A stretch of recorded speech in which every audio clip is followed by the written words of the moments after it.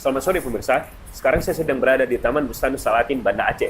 Tepat di belakang saya sedang berlangsung kegiatan Bazar Amal yang diselenggarakan oleh Ponpes Sulaimaniyah. Lalu, apa yang menarik dari kegiatan ini? Bazar Amal adalah kegiatan tahunan dari Ponpes Sulaimaniyah. Bazar ini memiliki daya tarik yang luar biasa karena mengusung tema Turki Utsmani. Berbagai macam jajanan khas Turki seperti kebab, kufurma, es krim Turki, dan banyak cemilan lainnya cukup menggoda pengunjung yang datang ke bazar. Para pedagang yang datang langsung dari Turki ikut menambah suasana Utsmani yang sangat kental, sehingga banyak pengunjung yang datang dari berbagai daerah seakan tak ingin melewatkan kegiatan yang hanya berlangsung 3 hari dalam setahun ini.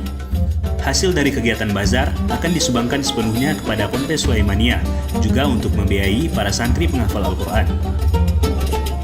Nah, menarik bukan? Dari Taman Bustanus Salatin, Banda Aceh, Ilham Maulana melaporkan.